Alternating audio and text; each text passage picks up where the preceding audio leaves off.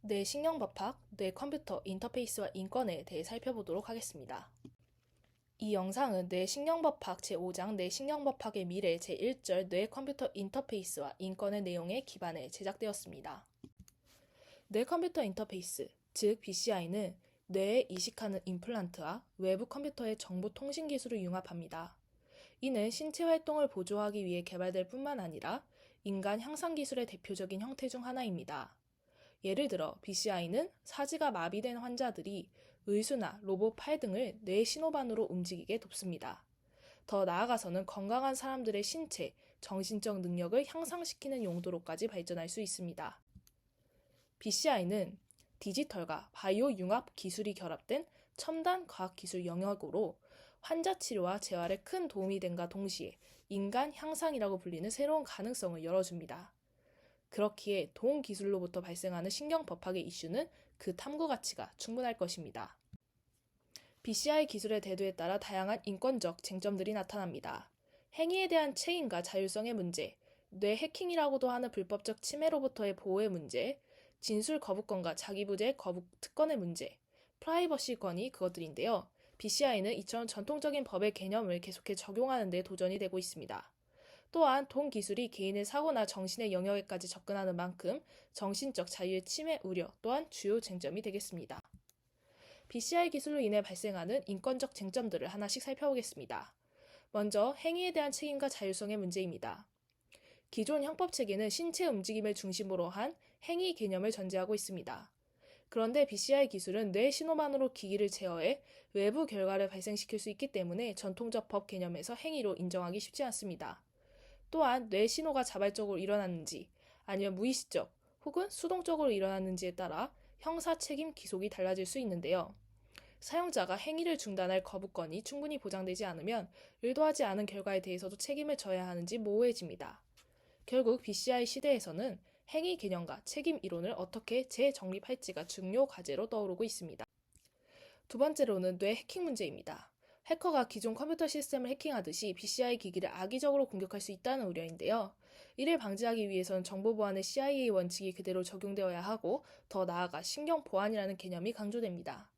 특히 뇌 신호는 매우 민감한 개인정보이기 때문에 해커가 이를 조작하거나 도청한다면 개인의 신체적 안전뿐만 아니라 정신적 자율성까지 훼손될 수 있습니다. 따라서 기존 보안 대비 훨씬 엄격한 대응이 필요하다는 점이 핵심 쟁점입니다. 세 번째 쟁점은 진술 거부권과 자기부재 거부 특권과의 충돌입니다. 예를 들어 뇌 신호를 측정해 특정 정보를 알아내는 것이 가능해진다면 이것이 과연 증언에 해당하는지 아니면 물리적 증거로 볼 수 있는지 애매해집니다. 미국 시멀벌 비 캘리포니아 사건에서는 수정헌법이 자백과 같은 진술을 강제하는 것을 금지하지만 혈액 채취 같은 물리적 증거 강제는 금지하지 않는다고 판결했습니다. 그런데 뇌파나 뇌 영상은 물리적 데이터이면서 동시에 생각을 포함할 수 있어 기존 이분법으로는 쉽게 구분되지 않습니다. 이런 점에서 정신적 정보가 어느 범위까지 헌법적으로 보호받을 수 있을지 재정비가 필요합니다. 네 번째, 즉 마지막 쟁점은 프라이버시권입니다. BCI가 읽어내는 뇌 신호는 단순한 생체 정보를 넘어 개인의 생각과 감정을 드러낼 수도 있습니다. 빅테크 기업이나 정부가 이러한 뇌 데이터를 수집해 사용한다면 기존 사생활 보호 체계로는 대응하기 어렵습니다. 우리는 지금까지 주로 주거, 통신, 위치 정보 등을 보호했지만 정신적 프라이버시, 즉 내면의 생각을 직접 보호하는 법 제도는 아직 충분히 마련되지 않았습니다.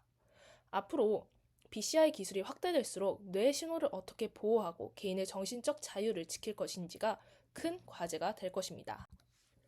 지금까지 언급된 문제들에 대응하는 데 기존의 인권 개념만으로 부족하다는 견해가 있습니다. 이에 대응하기 위한 스위스의 학자들은 인지적 자유, 정신적 프라이버시, 정신적 완전성, 심리적 연속성으로 구성된 4가지의 신경 인권을 제안했습니다. 이와 관련해 칠레는 세계 최초로 헌법을 개정하여 뇌 데이터 보호와 정신적 프라이버시를 명문으로 규정했는데요. 미국, 프랑스, 스페인 등 다양한 국가도 신경 보안과 뇌 데이터 보호를 위한 입법 논의를 진행 중입니다. 이는 곧 BCI 시대로 접어드는 미래에 어떤 법적, 윤리적 틀이 필요한지를 보여주는 좋은 사례라 할 수 있겠습니다.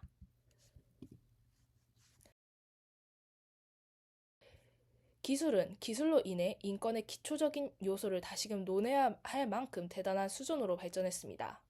기계와 인간의 융합이 말하는 것은 단순히 인간의 행동을 기계가 대신하거나 사고를 대신하는 게 아닙니다. 기계와 인간의 융합은 기술이 인간의 본성에 영향을 미칠 수 있는 수준의 결합입니다. 뇌신경법학 제5장의 제1절은 이러한 인간 향상 기술이 불러일으키는 인권적 문제를 다루었습니다. CI와 같은 신경과학 기술이 사회에 적용되는 범주와 이러한 기술이 미치는 사회적 영향의 윤리성은 명실상부 미래 사회의 인권 보장과 보호에 있어 핵심적인 쟁점입니다. 이는 환자를 치료하는 목적으로 사용되는 기술뿐만 아니라 사회적으로 건강한 사람에게 활용되거나 사회적으로 건강한 사람이 활용하는 향상을 목적으로 한 기술에도 해당되는 고민입니다. 인권을 보장하고 보호하는 규제와 경계는 기술이 인간 향상의 범주로 넘어올 때 그 기준이 보다 모호해집니다.